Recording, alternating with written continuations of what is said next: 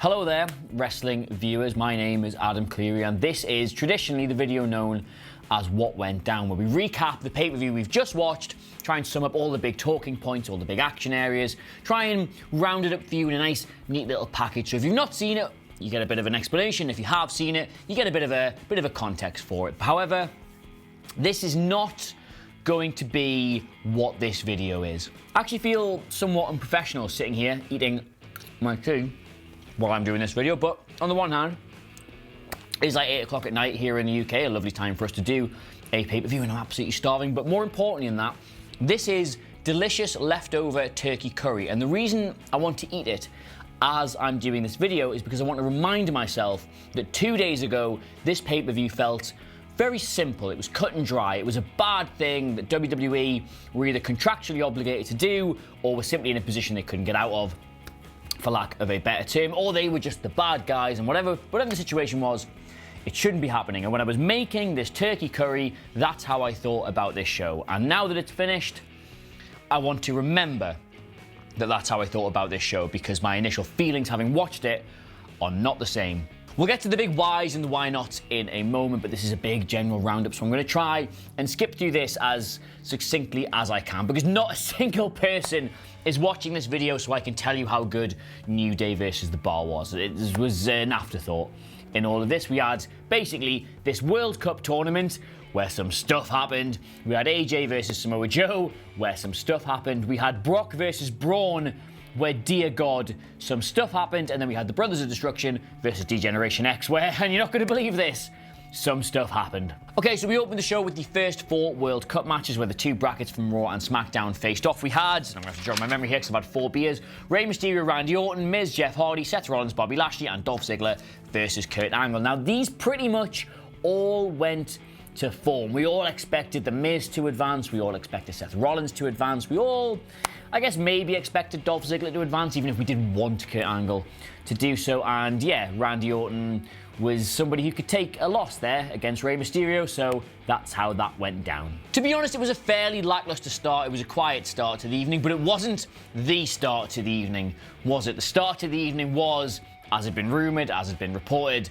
Hulk Hogan returned to WWE to host Crown Jewel. He gave us all the catchphrases. You know, I tell you, he opened with, "I tell you what, brother," as if he's been planning this for years and years and years, and conveniently, what's just fallen down there is the Wheel of Feel, which means I've got a really good opportunity to show you how I actually felt about Hulk Hogan being back in wrestling. What's this going to say? Oh, we're going to go through happy, worried, angry, 50-50. Where am I? I'm deeply worried by this. I'm actually halfway between worried and angry with the whole Hulk Hogan thing, because they got rid of him for some very good reasons, in my opinion. And as far as I'm concerned, he's not really done much to make up for that. He doesn't really deserve to come back, in my regard. They so clearly want to have him back because he's the immortal Hulk Hogan, isn't he? The man cannot be killed. And I reference my good friend Adam Blompier here when he did his pipe bomb video all those years ago about Hulk Hogan. Wrestling is meant to be about good people triumphing over bad people. And Hulk Hogan, when he said what he said, marked himself out to be a bad person. And the whole way wrestling works, the whole way it gets us to buy into it, he ultimately wins by getting a free pass to return, and that's not what this is about. He is a bad guy, and he should be punished as a result. And in the grand scheme of things, like, the guy's not on the street, you know what I mean? His life isn't irrevocably ruined by not being a part of WWE. He should be out for now, forever, in my opinion, and he's back, and, well, on this of all nights as well.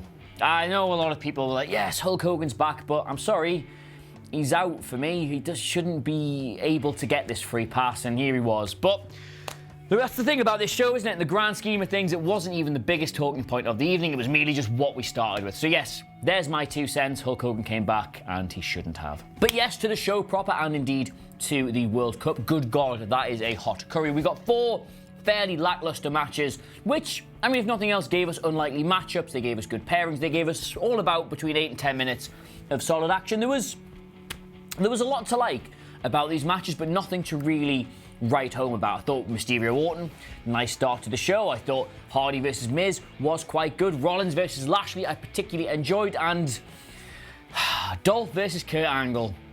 Why was he in that tournament? They let him give it the big ins. This is going to be a bigger deal to me than winning the World Cup. And genuinely, I thought he would go quite far. And this Dolph seemed like somebody who could comfortably eat a defeat to Kurt Angle in the opening round. In the end, he just struggled through and went several different shades of pink and then purple, and then genuinely looked to really be struggling by the end of the match. And there you go. So yeah, there's no point spending time really talking about this because nobody's here to hear about the first rounds of the World Cup. It was what it was, and we got our 4 semi-finalists. And even less to talk about because after that we got the tag team match where, as predicted, the Bar retained against the New Day. Hell, it was really cool that they did the big flying, rolling magic carpet, whatever it was, but the match was precisely what you would expect from the Bar versus the New Day. It was fine, it was good, it was exciting in part, it was well orchestrated, and in the end we got the fairly predictable victory. The Bar retained over the New Day. There's not really much more to say about it than that. After that, we got straight back into the World Cup, and I think, as we all predicted, The Miz beat Rey Mysterio. Hardly surprising because Randy Orton, the best version of Randy Orton, I might add, beat him down quite severely after the match. So Miz went through him at, not quite a canter, but, he was comfortable in his victory. But after that, we got the evening's first curiosity, didn't we? And we got the first feeling that the show was, it was changing from this just generic big show abroad, house show vibe. Nothing really was going to happen. It changed from there to all of a sudden you started to wonder, what are they doing here? Because Dolph Ziggler beat Seth Rollins, and all of a sudden we weren't going to get the heel versus face final we all predicted. We were going to get heel versus heel. We're going to get the Miz versus Ziggler, and all of a sudden you realised they're doing things here, aren't they? They're not just going to let this go by the numbers. They're not going to let this be predictable. They're going to hit us with the banter. But that would have to wait, of course, because we were getting Styles versus Joe for about the millionth time in the last few months now. Excuse me, when Daniel Bryan had pulled out of this show, there was some worry about how they do it. There was talk of them doing it on a green screen, for crying out loud, but nonetheless, Joe was put in as his replacement, and I think ultimately he's a safe pair of hands. People are sick of seeing this match. We're sick of so many rematches, more to the point, but Styles versus Joe is a good match. They do put on very, very entertaining matches, way better than we were getting with Styles and Nakamura. So for the purposes of Crown Jewel, which was never going to be anything major, where nobody was expecting a title change, this is a perfectly functional match, and that is what we got. AJ Styles retains in an entertaining match. This was the last part of the evening where we thought, yeah, we know what's going to happen now, because after this, oh god, it all went awry. Brock Lesnar versus Braun Strowman for the vacant WWE Universal title. Now, this was all so cut and dry. All the reports, all the rumors, everything. Finally, they were going to pull the trigger on Braun as a main event dependable champion, somebody to finally carry the belt the way it always looked like they were going to make him do it. And in his path was merely the departing, part-time, doesn't even work here anymore, he doesn't even go here anymore, Brock Lesnar, about to go to UFC, no doubt to be pictured in the crowd for the Cormier fight tomorrow night. Don't know how they were going to do it, obviously, but they were certainly going to do it. Braun's finally going to get his crowning moment, and Brock, ever the consummate professional, ever the slave to the payday, was going to lie down so he could do it.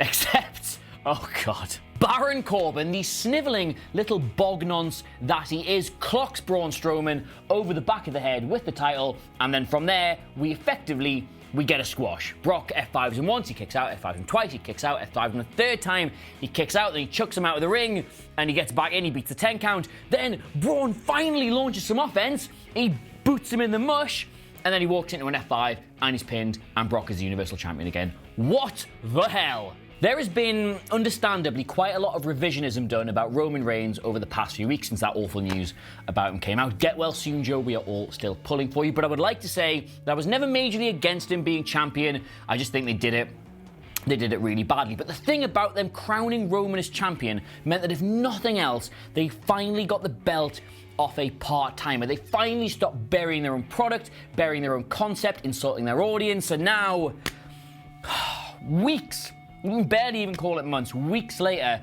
it's right back where it was. The flagship championship for Monday Night Raw is around the shoulder, the waist, whatever, of a man who does not want to be a wrestler. A man who does not care what any single fan thinks about him. A man who would not stop to piss on you in the street if you were allergic to piss.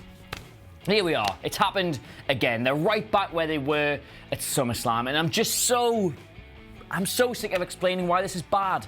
There were a good 5 or 6 different directions you could have gone with Braun Strowman as champion. People were lining up to have really good feuds with him on Monday Night Raw. You could have had Rollins, you could have had Ambrose if you want to have him face, you could have had Drew, you could have had absolutely anybody on that show, and now Brock's got it. The next match we're going to get is against AJ, again at Survivor Series, where it's going to be non-title, and then from there, what? I mean, he starts in UFC in January. Are we just going to not see the Universal title for a few months? Is he going to drop it on Raw? I mean, I'm at my wit's end.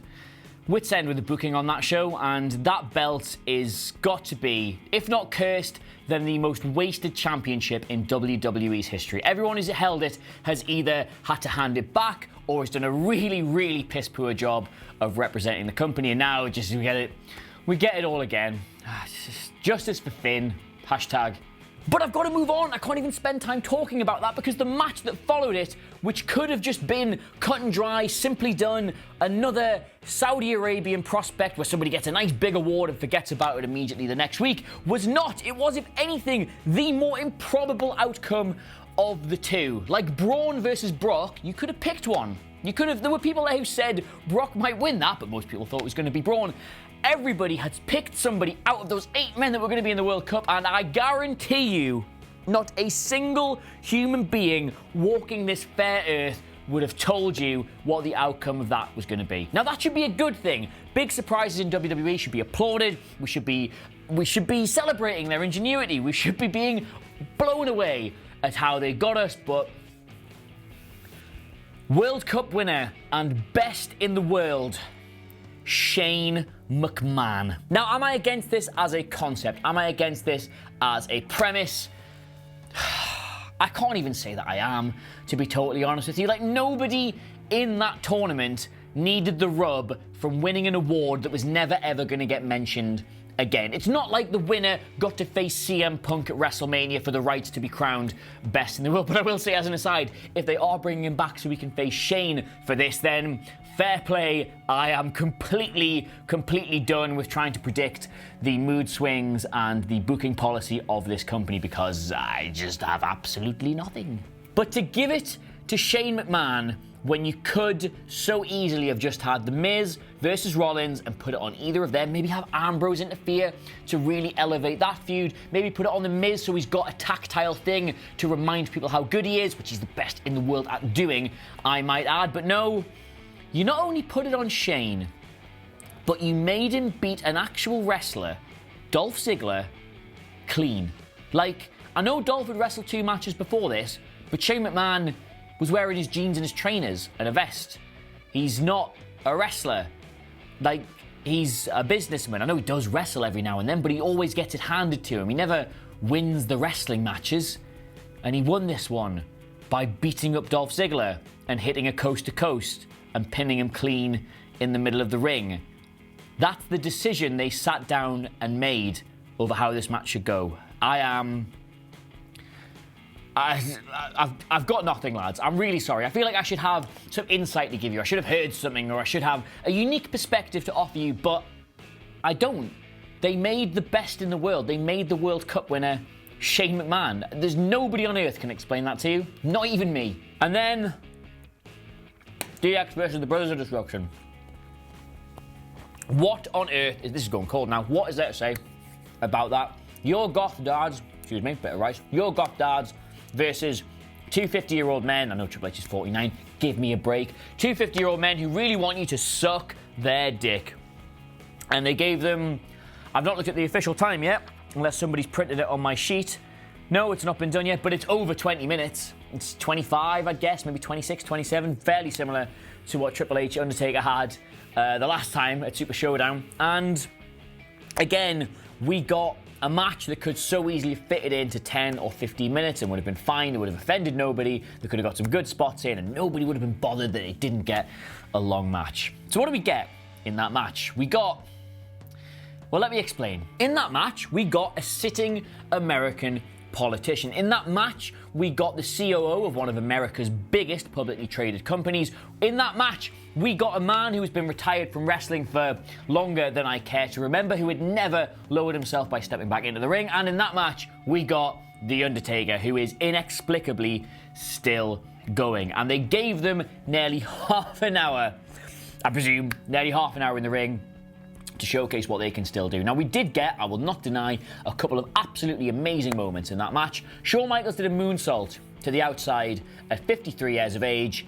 They dropped him on his head. He did that thing, which I don't know if you've seen many bad things happen at wrestling shows. When wrestlers start doing that, it's usually because they've hit their heads so hard, they lose feeling down the back of the neck and the backs of their arms. Now, that's fine if you're in your 20s because, I mean, realistically, no matter how bad it is, so long as you don't do any serious damage, you recover, you'll be fine. It might be a few weeks, might be a few months. Hell, Drew Galloway even did that. You know, the world-leading Drew McIntyre impersonator. Drew even did that at one of our shows. He was out for a few months, but he's recovered to be one of the best things in WWE. Shawn Michaels does that.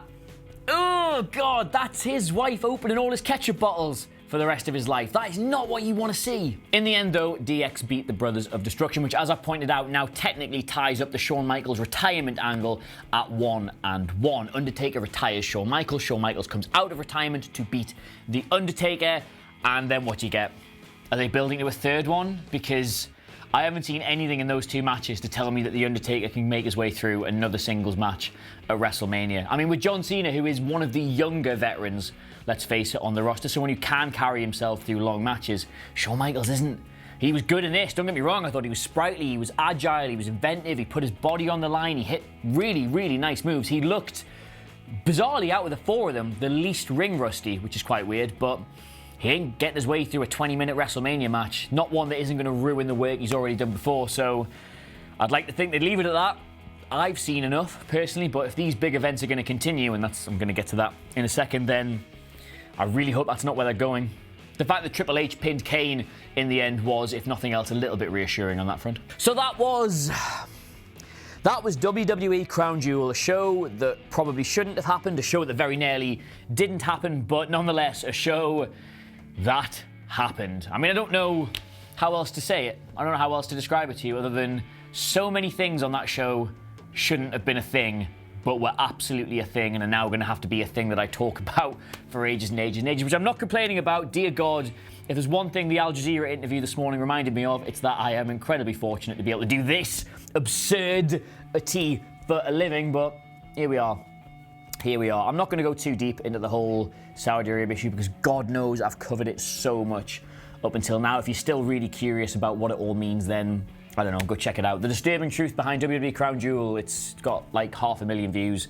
Please go and watch that. It explains it all there. But fundamentally, in the bubble of Crown Jewel, where nothing else around it mattered, WWE put on an inexplicably amazing show.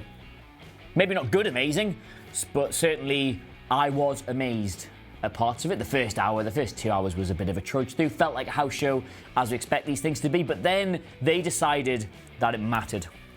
And it would have been so easy for them not to do that, because what we've seen at these big events before is that no titles change hands and then no stories really get advanced. They just have the match in isolation and they never like to mention it again. Braun Strowman lifting that big green belt. You never see it again. I've got a feeling that Shane McMahon is going to have that World Cup trophy on SmackDown, and you can bet your arse that Braun Strowman's going to be talking about how he lost the title at Crown Jewel. It's going to be interesting where we go from here. Very, very, very interesting, because they've got to decide, haven't they, about this 10-year deal, about whether or not the PR damage that comes as a result of this show is worth persisting with the 10-year agreement with the Saudi General Sports Authority. And it's going to be interesting to see where they go with their storylines from now on, because they could so easily have had this all wrapped up. Braun could have beaten Brock and Brock could have left. You'd never heard anything about it. Miz or Rollins or Ziggler, whoever you like, could have won the World Cup and you never heard any more about it. But they're not going to do that, are they? We're going to keep talking about it. Or I am. But as ever, you know the most important thing about all this is to let us know what you made of it all. So please let us know in the comments below. Should the show have gone ahead? I'd actually be really interested to know from people who didn't want the show to go ahead what you thought of it, having watched it, if indeed you've watched it, because that's kind of the position I'm coming in to it from. And I know that I have watched a hell of a wrestling show even if it's a hell of a wrestling show that I didn't want to watch. But yes, all opinions are good opinions in the comments below. Please don't forget to like, share, and subscribe. Jesus Christ, I've not even mentioned the live stream yet. We've raised over $2,000 for charity on the live stream tonight. The money is going to Bloodwise UK and to Reporters Without Borders, or Journalistes Sans Frontières, whatever you want to call them. So thank you if you've donated or if you watched the live stream. Jesus, from the bottom of this cold dead heart, that means so much. But in the meantime, though, of course, you know the drill. Thank you very much for watching. I have, of course, been Adam Clery, and to everyone who's been with me on this journey throughout our Crown Jewel coverage, from news piece to editorial to rumours video to live stream to subsequent list, everything, genuinely, it's been emotional. Bye.